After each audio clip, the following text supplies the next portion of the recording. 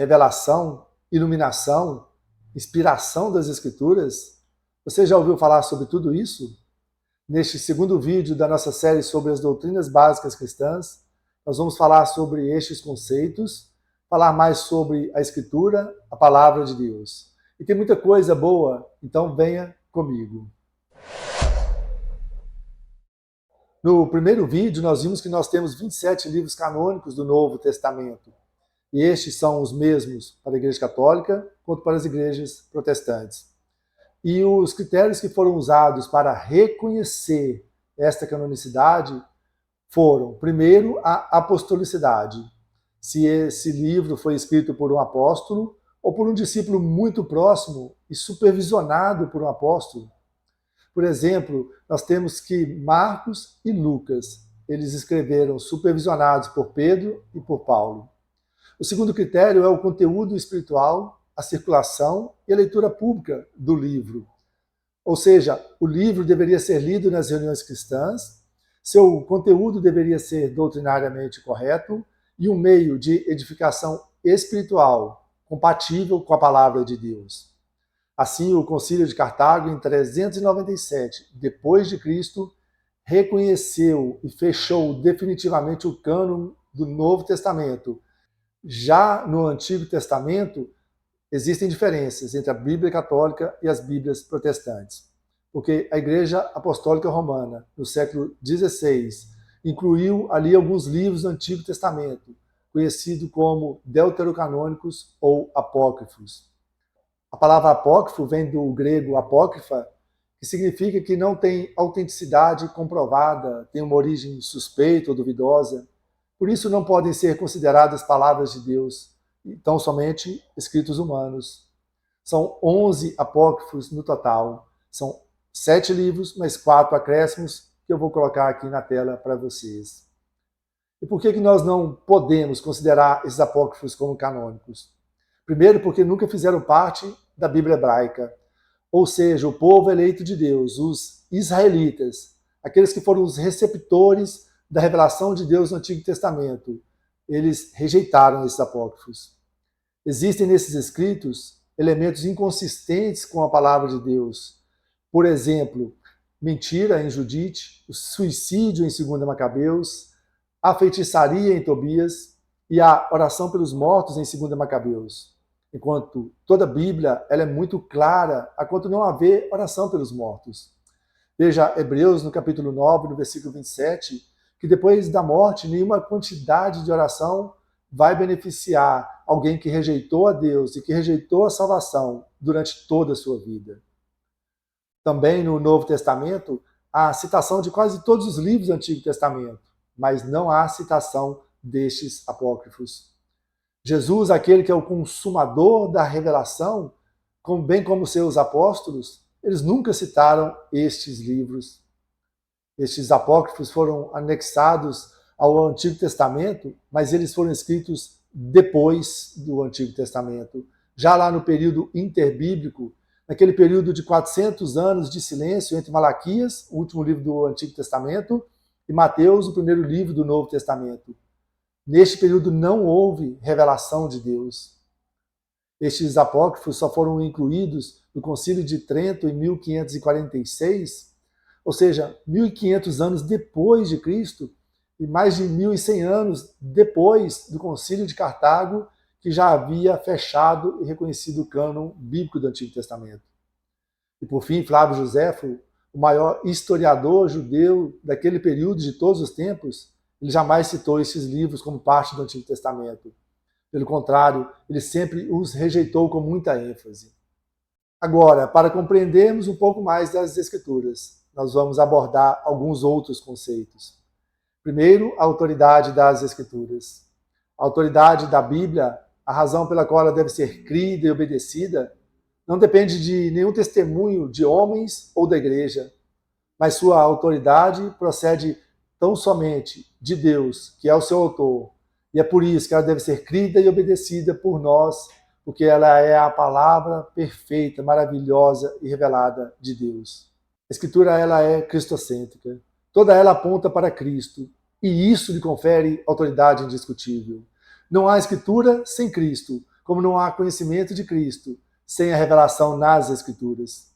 Crer em Cristo é crer na Escritura. E crer na Escritura é crer em Cristo, porque Ele é o Verbo vivo, Ele é a palavra viva, revelada de Deus. E é por isso que a Escritura é a nossa única regra de fé e prática. E como nossa vida física depende de alimentos físicos todos os dias, também é assim a nossa vida espiritual. Ela deve ser alimentada, ela deve ser sustentada pela palavra de Deus também todos os dias de nossas vidas. Então, leia, medite, ore e pregue a palavra de Deus diariamente. Já é importante para a nossa vida aqui e agora, quanto mais é para a nossa vida eterna. Amém? Em segundo lugar, nós vamos falar sobre a revelação da vontade de Deus. O que nós conhecemos de Deus só é possível porque o próprio Deus se rebaixou e Ele tomou a iniciativa de se fazer conhecido a nós.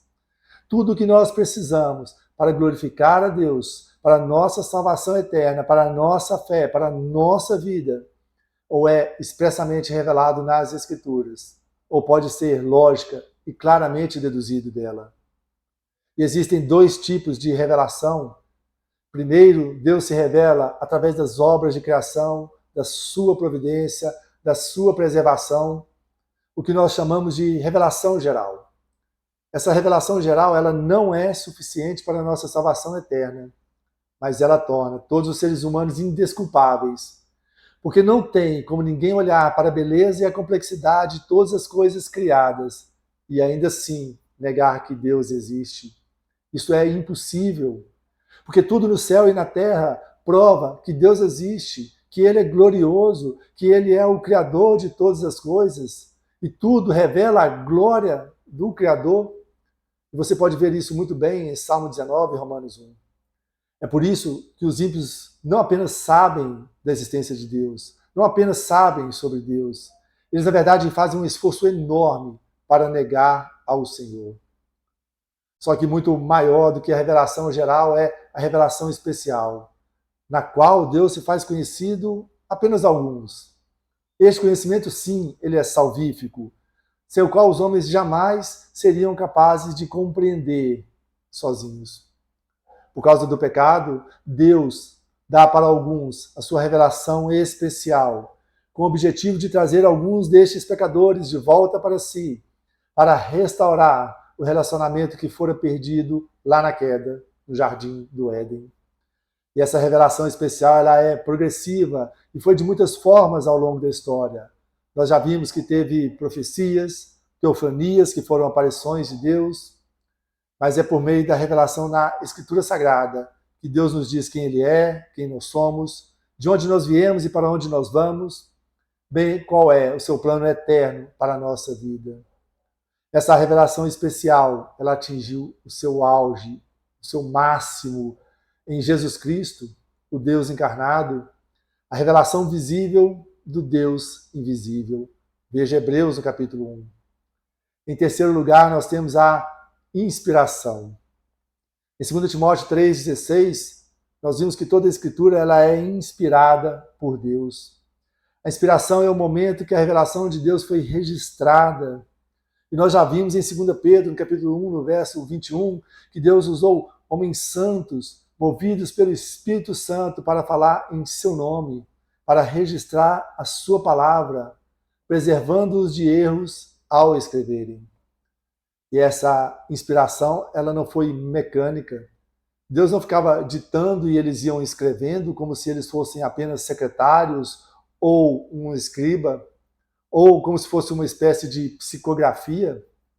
Pelo contrário, Deus agia em suas mentes, seus corações, usou as características e estilos de cada um, de acordo com o local e a época em que viviam. Deus os guiou nas escolhas das palavras, na construção das frases, dos fatos e ideias, para que fossem registrados ali conforme Deus queria. E é isso que nós chamamos de inspiração orgânica ou dinâmica. Em quarto, nós temos a iluminação. Deus nos ilumina pelo Espírito Santo para entendermos e para experimentarmos a palavra de Deus e também para transmiti-la. Ou seja, sem a iluminação de Deus, através do Espírito Santo, nós jamais a compreenderíamos corretamente como palavra de Deus e nós não a aceitaríamos como palavra de Deus. O apóstolo Paulo ele confirma isso, dizendo que a pessoa natural, aquela sem iluminação do Espírito Santo, ela não é capaz de entender e aceitar as coisas do Espírito de Deus, porque para eles parece loucura. 1 Coríntios 2,14. Mas a iluminação também não dispensa o nosso esforço diário, sério e piedoso para nós estudarmos corretamente a palavra de Deus e a interpretarmos com fidelidade, ok? E por fim, nós temos a interpretação das Escrituras. E a regra básica, infalível de interpretação é: a Escritura interpreta a própria Escritura. Por isso, quando houver dúvida sobre qual é o verdadeiro sentido de qualquer texto na Bíblia, lembrando que esse sentido ele é único, não múltiplo, este deve ser estudado e compreendido à luz de outros textos na Bíblia ou pelo seu contexto que fala mais claramente. Deve-se também levar em conta outros elementos auxiliares, como o lugar, o tempo, a situação social, religiosa ou política em que essa passagem foi escrita. Por isso, que um texto que não puder ser iluminado por outros textos da Bíblia, jamais, nunca poderá servir de base para qualquer doutrina na igreja. Infelizmente, é aí que muitos erram. E a mensagem revelada de Deus, ela é uma só. Só que o Espírito Santo é que aplica a cada ouvinte de maneira igual ou diferente, conforme a vontade, os objetivos e os propósitos do Pai. Assim, meus queridos, diante de tudo isso que nós vimos nesses 2 primeiros vídeos, como nós devemos ler a Bíblia? Primeiro, leia a Bíblia conhecendo o seu autor e na companhia do autor. Quem é melhor para nos explicar a Bíblia do que o próprio autor, que é Deus? Em segundo lugar, leia a Bíblia diariamente. Infelizmente, tem muitos que se dizem cristãos que não leem a palavra de Deus diariamente. Por isso, nós temos tantas pessoas fracas na fé, espiritualmente frias, muitas heresias, pessoas caindo nas mãos de lobos devoradores ou de falsos pastores. Muitos dizem que não tem tempo de ler a Bíblia, mas, sinceramente, não tem vontade mesmo, porque tempo para muitas outras coisas tem. As redes sociais, o TikTok, o Instagram aí que o digam. O povo está perecendo por falta de conhecimento da palavra de Deus. Por isso que arrumar mais tempo de qualidade para as Escrituras é urgente. É questão de vida e de morte eterna. Terceiro, ler a Bíblia tendo a certeza de que é a palavra de Deus. A Bíblia é Deus falando conosco.